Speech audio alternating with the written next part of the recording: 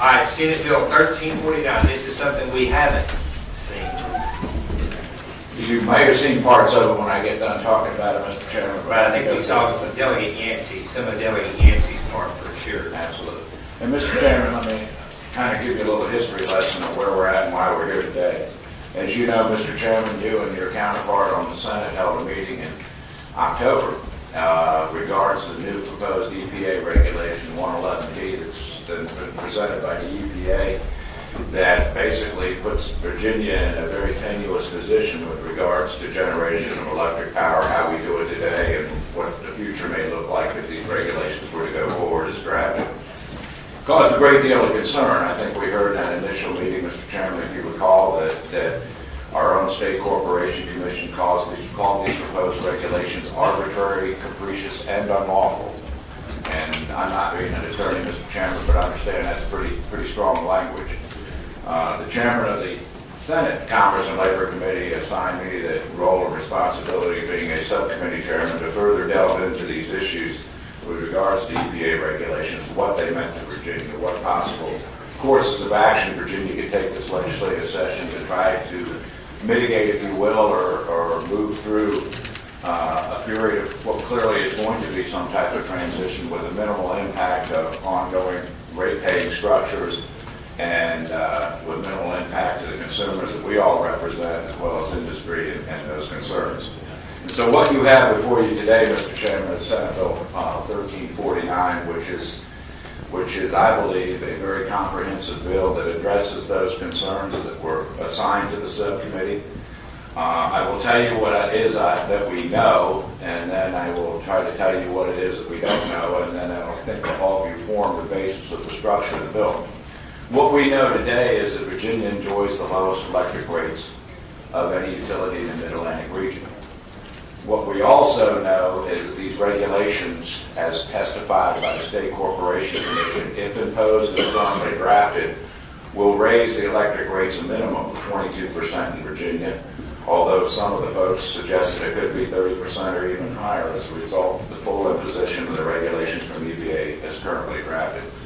We know we have the best fuel mix that is envied by many, many other states because we are already a low carbon generating electric production state. And the right reason is because through the actions of this General Assembly, the State Corporation Commission, and indeed our investor-owned utilities, we have an ideal fuel mix of about approximately 1/3 nuclear, approximately 1/3 coal, and approximately 1/3 natural gas, which has put Virginia in an enviable carbon output. But we also know within the proposed regulations that we're going to be required to meet a carbon output 38% less than we currently do, or down to, and this is a little bit until I start comparing to other states, a number of 810 pounds of CO2 per megawatt hour of generation. By comparison, when West Virginia is going to meet the requirements as currently proposed by the EPA, they'll only have to reach a level of 1,620 pounds of CO2, exactly double of carbon output allowed by West Virginia, the neighboring state. Maryland is about 1,170 or almost 1,200 pounds of CO2 per megawatt hour generated. And as fact, West Virginia is double. Kentucky is even higher than Virginia. And so you can see why I think the State Corporation Commission came down with an opinion that these regulations are arbitrary and capricious because they treat Virginia severely in terms of the level of carbon it will have to produce. To be able to attain that number in the time frame. Let's try to last question on your way. Yeah, let him get to. Okay. Yeah, let me get through if I could. I want you to pronounce to me on my vote. I'll go through the chairman. If the chairman says yes, I'll go ahead. I'm fine. No, wait. No, go on, Delegate. Go ahead. All right. She wants your vote. Go ahead. Delegate Rule? No, I wait. Okay. Okay.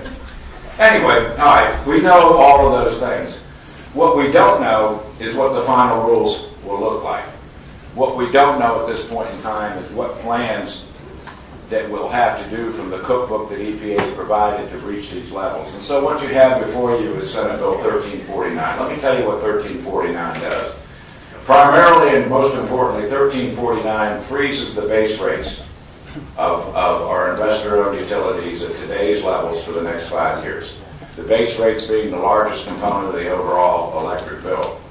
It actually, 1349 lowers by 5% for the commercial customers, for the homeowners. It lowers the rates for 2015, 2016 because a fuel adjustment clause as a result of extremely cold winter in 2014 will be rolled into, and the shareholders of Dominion will absorb those costs as opposed to what they would normally be allowed to do, which is add those costs onto the electric bill, hence a reduction in the electric rates. In addition to increasing that, 1349 also provides that, as we know, these regulations as drafted will be final this summer, and we're certain that the regulations will be challenged in court and perhaps go all the way to the Supreme Court. During that time frame, we don't know exactly until the Supreme Court rules what level of carbon output we'll have to attain. So what 1349 does is retain all of the generating capabilities in Virginia today without shuttering any of the generating capabilities in Virginia unless the State Corporation Commission gives permission to the investor-owned utility to shut that down. The regulation as drafted would require our Dominion primarily to shutter every coal plant save one. 5 coal plants would have to be shuttered prematurely. By doing this, many of these coal plants have 20 plus years of life left in them. That early shutting of these coal plants would result in $2.1 billion in stranded costs that the ratepayers would have to absorb. Hence part of the increase when I talked about the cost to implement these regulations. And so by not shuttering, what we want to do here is ensure that we do not shutter a plant that may not have to be shuttered when the Supreme Court finally issues their decision. And the attorneys in this room will know far better than I do. Regulations are final this summer, how long the lawsuits take, how long it takes at the appellate court level, and how long before the lawsuits actually heard by the Supreme Court and those decisions are rendered. However, within 1349 recognizes that the Supreme Court may say these regulations are just fine, move forward. And so we cannot be caught short-handed during this period of time. So 1349 also directs the State Corporation Commission, as well as the Department of Environmental Quality, to continue to develop the plan, working with our investor-owned utilities to continue to develop that plan that would satisfy and meet the requirements of those regulations. So nothing in this legislation slows down or prevents it. Once the regulations are final, we have to plan in Virginia. At the same time, I hope that Virginia, particularly because we're being treated in the conditions we are required to meet these extremely low levels compared to our neighboring states, that Virginia files that lawsuit and joins 12 other states who have already sued EPA as a result of these regulations. I hope we join them if we continue to find ourselves in the position we're in after the rules are made final this summer. Again, that's not part of this bill. Also included in this bill were some concerns that we had with regards to ensuring that we implement solar power. The floor amendment I put on the bill last Friday allows for, with the SEC permission, up to 500 megawatts of additional new solar power, which I believe is language identical to language of Delegate Yancey's bill carried in it. So that's been incorporated in it. Also, we want to ensure, because we understand those that are going to be hurt worse by a 22% rate increase are going to be those on fixed incomes, those at the lower end of the spectrum, those people who can ill afford to pay higher electric rates, those people who are making today decisions on whether to buy medicine or whether to buy food or how to pay for rent. We recognize that these are the folks that will be hurt worse by these regulations than any other folks. And so embedded into the bill also is a pilot program that will be launched by the investor-owned utilities to work with these individuals to assist them in weatherizing their house, to produce energy-efficient houses, and to help pay the electric bills so that these folks will be in better shape to move forward with at the same time we're maintaining it. So, Mr. Chairman, that's what the bill does. So there are folks here that can go into far more detail about the nuances of the bill and do it. But to step back and try to take it up to about a 20,000 foot level again, what we have here is a period that we know we're going to have to transition from the way we generate electricity today to what it is we're going to have to generate when these rules are final and implemented, which is just 5 years away. Yeah, What do we do during this time frame to ensure a logical method of doing that, to ensure that rates remain steady during this interim period? And that's what Senate Bill 1349 does, Mr. Chairman. Are you happy to answer thank you, questions? Senator Wagner. Delegate Sproul. Mr. Chairman, I have several questions. Number one, you said West Virginia 1600 HR C.02. Right. So why is it West Virginia so much harder than Northern Virginia? And Mr. Chairman, Delegate Sproul, I believe, and I wasn't up at EPA when the regulations were drafted, but I believe EPA looked at the fuel mixes of these different states and said, okay, they used 2012 as a baseline, so they basically didn't count our nuclear generation and all the things we've done So we prior didn't get to. credit for that. So when they ratcheted down from the current carbon output of West Virginia down to a lower level. That lower level happens to be 1620. But what happens is Virginia's already such a low carbon producing. When they ratcheted us down, it got down to this level of 810 delegates rule, and that put us in an extremely uncompetitive posture to try to reach these levels. Mr. Chairman, number two, second question. The freeze rate, how long will the freeze? You say the freeze rate for 5 years?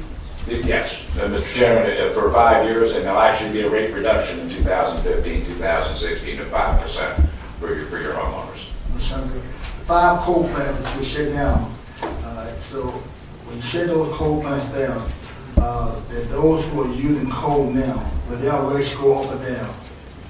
Let me say this, that if they shut these coal plants down early, and that's what this bill tries to prevent happening over this 5-year period, my understanding of accounting procedure is once the decision is made to shut her down, then the investor-owned utility has to write off that expense at one time. Now, the SEC understands may have some latitude to spread that over a number of years, but in terms of accounting purposes, it should be shut down and knocked down immediately off the books.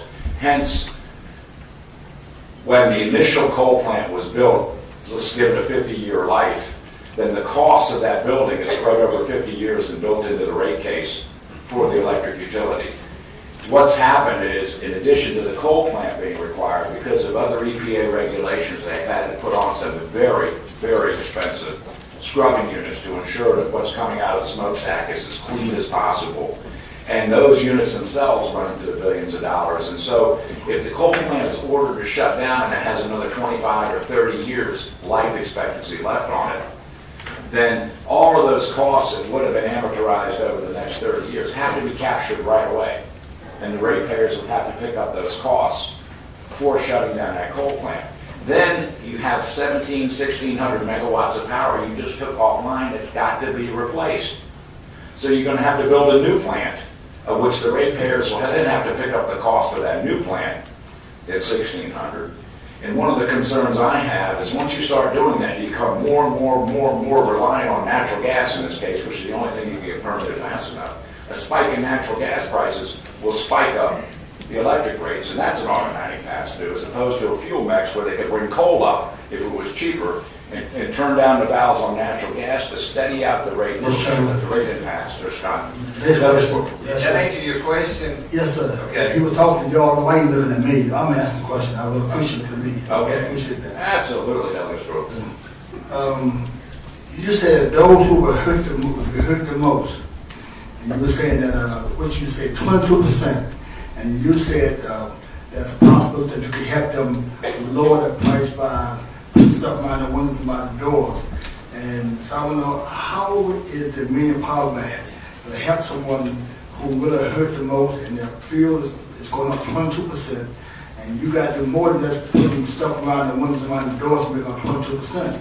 So what other means are they going to do to help these people who rates are going up?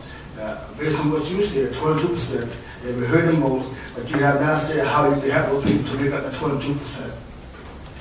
Well, right now, the goal is not to have the rates go up 22%. So if you pass this bill, Delegates Rule, I will tell you that their rates will stay the same for the next 5 years, and that's the purpose of the bill. But in addition to, the utilities have stepped forward and they'll work with SCC for the low-income people right now. Oftentimes don't